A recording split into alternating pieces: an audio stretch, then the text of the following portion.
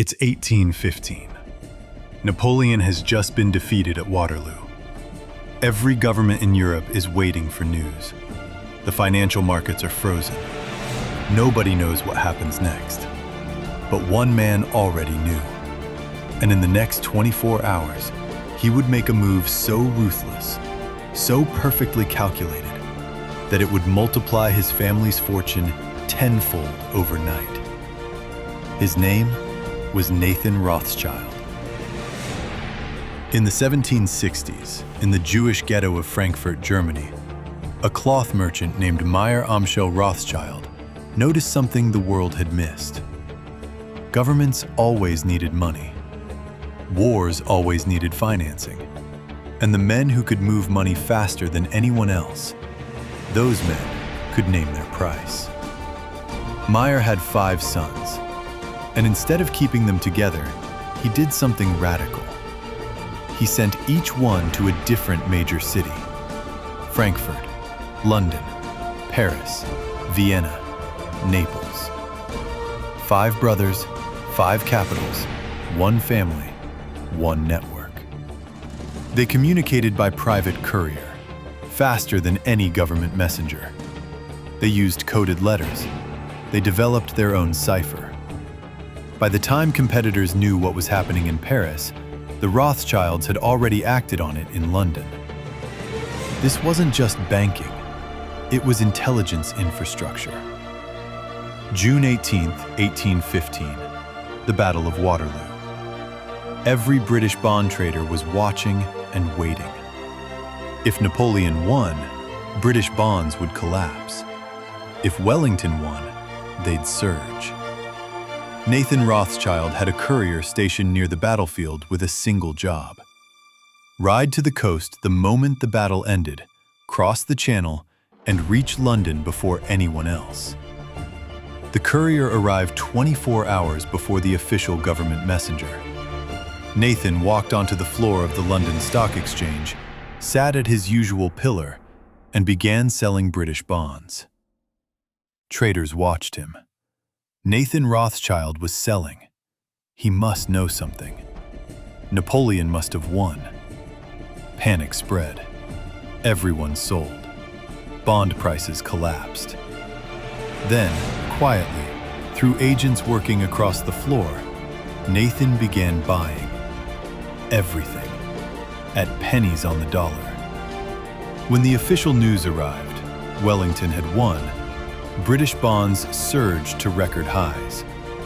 In one day, the Rothschild family fortune grew by an estimated 20 times. This story has been disputed by historians. Some say it's exaggerated. But what's undeniable is this: by 1825, Nathan Rothschild controlled the Bank of England's gold reserves and could single-handedly trigger or prevent a financial panic in Britain. The lesson isn't whether every detail is true. The lesson is the system: information, speed, and the courage to act while everyone else is paralyzed by fear. Here's where the story gets dark. The Rothschilds didn't care who won wars. They cared that wars happened, because wars required financing. Every government fighting a war needed loans.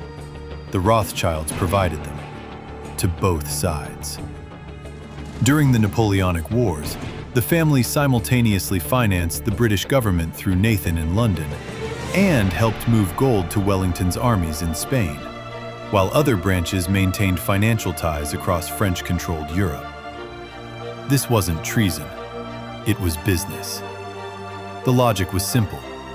If you lend to both sides, you can't lose. And when the war ends, both sides owe you money. You become indispensable to the peace. By the mid-1800s, the Rothschilds had financed the British government, the Austrian Empire, the French government after Napoleon, the Kingdom of Naples, and the Prussian state. They bankrolled the construction of railways across Europe.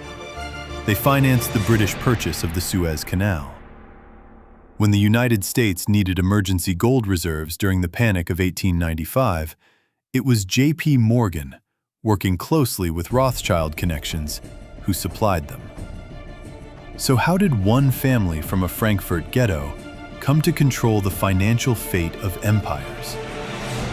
4 things, and every one of them you can use today. First, information velocity. They invested in getting news faster than anyone else. Carrier pigeons, private couriers, coded communications. In an era when information traveled at horse speed, they moved at twice the pace. Second, family loyalty as infrastructure. The 5 brothers weren't just relatives. They were a distributed network.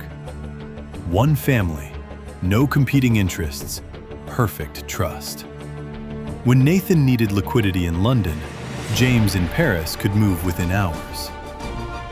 Third, lending, never giving. The Rothschilds never gave money to kings. They lent it, at interest, with collateral. This sounds obvious today. In the 1800s, it was revolutionary. Sovereigns who couldn't repay faced having their assets, tax revenues, trade routes, mines, controlled by the family. Fourth, staying invisible.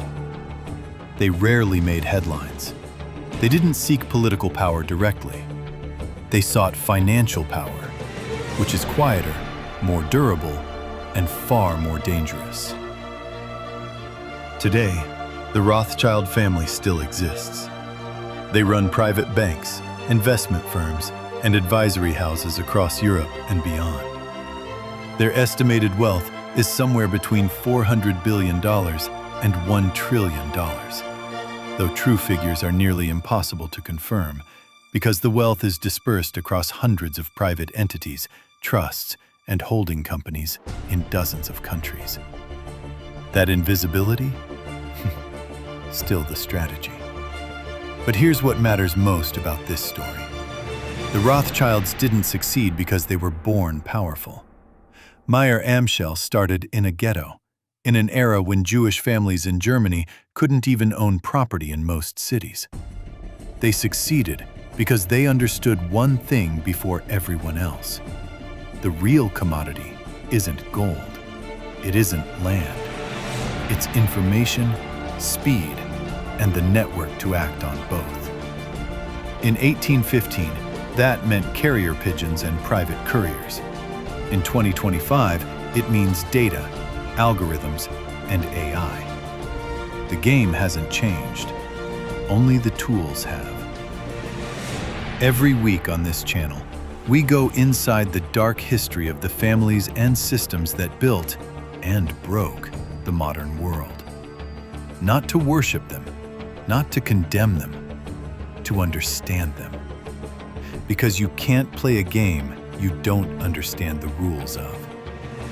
Subscribe, hit the bell. The next video drops in 48 hours.